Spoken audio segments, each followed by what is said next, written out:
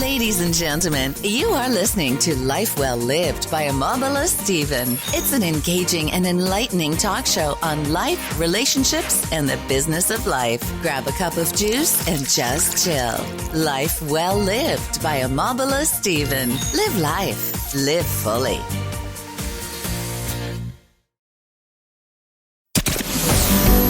Welcome, everybody, to this week's episode. We really appreciate you joining us. This podcast really shows us how we can all learn, live, and thrive off of each other.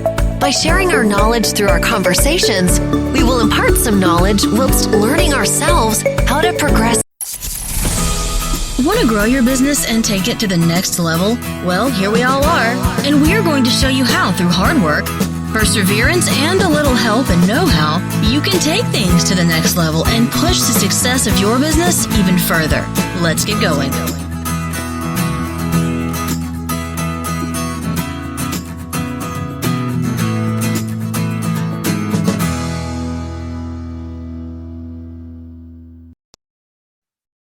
It's good to have you on the show. This is Omobola Stephen, your host on Life Well Lived by Omobola Stephen. Life Well Lived by Omobola Stephen is a self-improvement, personal development podcast with the occasion of expert and professionals who come to the show to share disruptive mindshift content on topics on the personal development and self-improvement. It's really been a worthwhile time having this guest share the profound insight on topics and subjects on the personal development.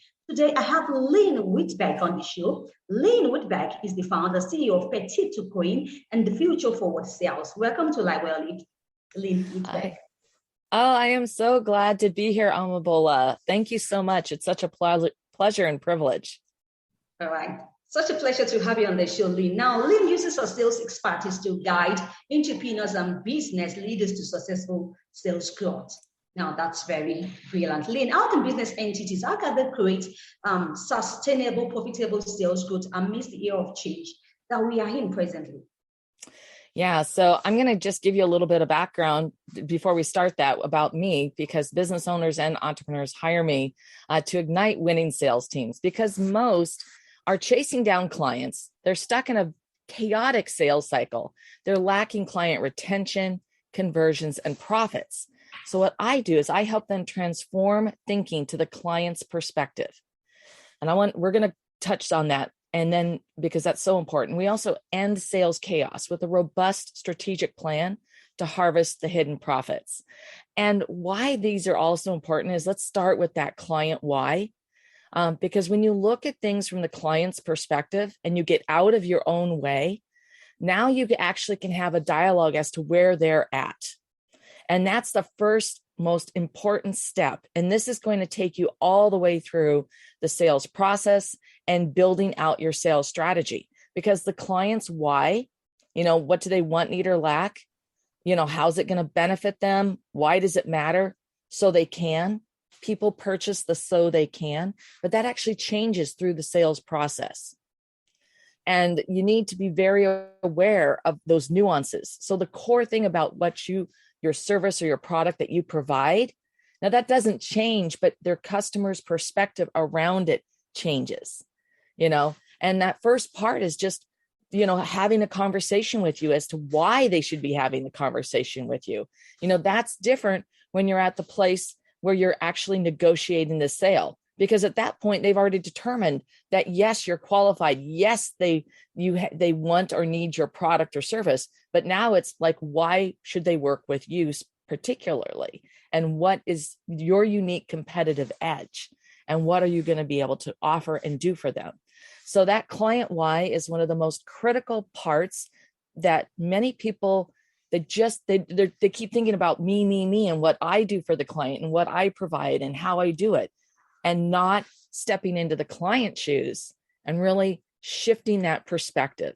And when you shift that perspective, it's truly powerful. And the other thing that's the most, I would say, right up there with how important it is coming into it with worthy intent. And I want to talk about what worthy intent means in sales. That means that you genuinely care about the other individual and about their business and about what they're trying to achieve, that you are there to help and to serve them. And that comes in many ways. Maybe it is not your product or service, but you can point them in the right direction or give them another tip or tool or reference that can be of service to them. And when you come at it with that worthy intent, people, their BS meters are so high, they can tell that you're being authentic and you're being genuine and that you are someone that they want to know and want to be connected with. And that's how you build a relationship. And because sales is about those relationships with the other people, and you want to nurture and care for that relationship just like you would with any other relationship. And when you do, it's going to last you a lifetime. And I just can't emphasize enough that's where I come from, is that sense of just wanting and desiring to be of service and help others. I mean, it's my core value. And that's what I built my entire sales career on. And it served me very well. Good to know. Now, venture-backed companies are often under the pressure from their investors, right, to grow their top line quickly as possible. Now, I know that you understand what I'm talking about. So as a result, they allocate a great deal of time and money into sales, right, and marketing to expand the business and build a large base of clientele. Now, Lynn, I would like you to tell me what you think about this value strategic approach, right, in the sales growth and profitability of a business. What's your thoughts on this? Yeah, so for profitability in your business, there's a couple of things. Now, first of all, when you're thinking about the client why, that's going to remove a lot of obstacles along the way. Having a planned sales strategy and having it all worked out along the way is going to shorten your sales cycle. And the reason why is because you've already anticipated and planned and put the pieces together that you need throughout the sales process and through each stage. So you're not having to come up with something on the fly. You're not having to figure it out, which causes the chaos. It's disruptive and it's an interruption, and it costs you time and money as a result. And it taps into all those brain cells. Whereas when you've planned everything out, you can really be focusing and optimizing and maximizing everything that you need to be doing. So those are critical things to help you increase your profit. The other thing is really paying attention to the client journey. So you want to make sure that there aren't gaps, there's not obstacles, that there aren't pain points that you yourself or your business are inflicting upon the client. So that's another reason why you want your strategy and your process planned out so that you're creating the best possible experience for your client. Then, of course, when you deliver that incredible service and you've earned the right, you want referrals. And you need to plan for referrals, once again, throughout your sales process. You want to plant the seed. Like, Omobola, I'm so glad that we're meeting and connecting today. It's just how much we've just had this like kindred spirit feel to our conversation. And yet, usually my clients come to me through referrals. And this is just such a great experience for me to have this spark with someone I've just met.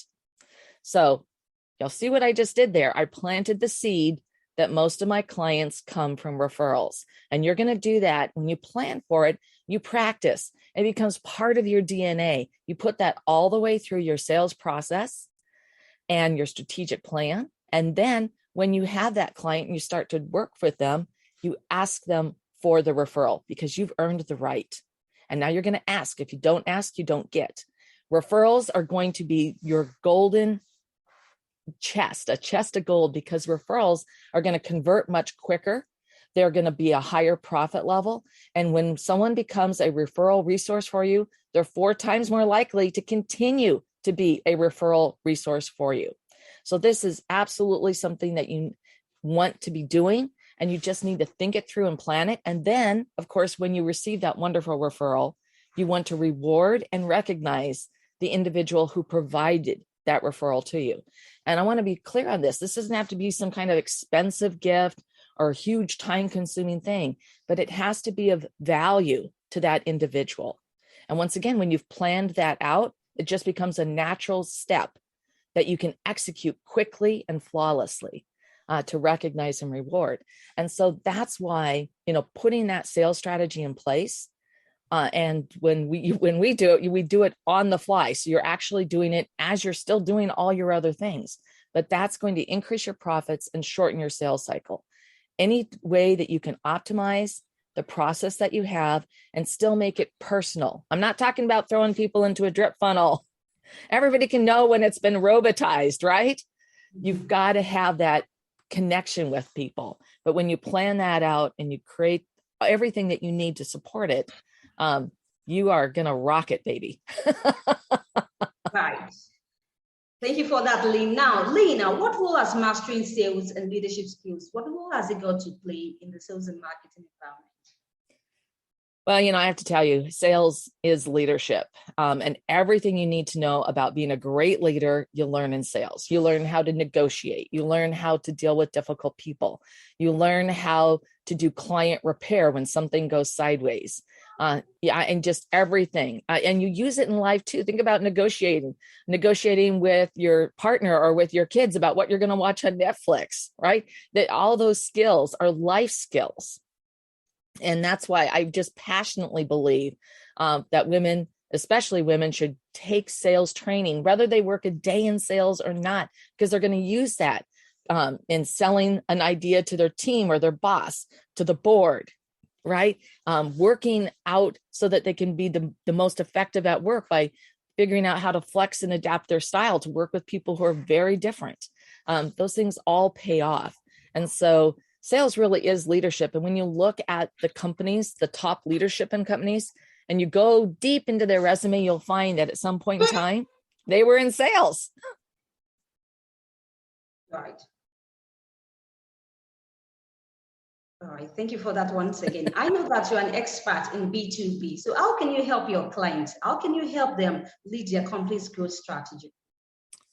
Yeah. So we have our sales strategy plan is in 5 stages. So once again, we're doing our program is really implementing on the fly so that you're getting results immediately. And we do start with that client why, because that's the most important piece of the puzzle. And then you're going to apply it all the way through your strategy. But when you do that immediately and you start thinking about things differently, it's a growth mindset and you shift your paradigm, you're going to get more traction and more connection with the clients that you're talking to. So there are immediate results. And then in stage 2, we're focused on the foundation of your sales strategy. And so that foundation is, of course, who your client, the markets and the avatar, who they look like, and really diving into that, understanding that. And then, based on their client why and what the product and service you do, and then putting that back together so that you really have a clear idea of what type of pain points they have, what type of objections that you're going to encounter, you really work through that so that you can come up with what is your competitive edge and how can you communicate with that audience. And then, of course, you're really working on the client journey and looking at your current process and where are the gaps, where are the areas of frictions, what are things that you can do immediately, literally that afternoon, to make a change and a fix so that the client has a better experience. That's a huge one for preventing client churn and to secure the referrals. So and just making sure that they are happy all the way through working with you. And then we really dive into worthy intent and relationship building rapport, because that is going to be the final golden key for the long-term profitable relationship with this client, where you also are creating an impact for them. You're delivering it to them personally, to their business, to their team, to their community. And so that's stage 2. And then in stage 3, we really go through all the core things: communication, outreach, follow-up. And I want to say follow-up is the number one deadly sin of sales, because salespeople fail to follow up. So we work through that. And what does that look like? What's the cadence? How are you delivering value? And then, of course, we work through negotiation and closing. And in stage 4, we're focused on the key of nurturing the relationship, referrals, and quarterly business reviews, and really tightening that process up. And in stage 5, then we're adding on some additional tactics so that you can leverage and scale what you've built. Right. So Lynn, what do you think is the reason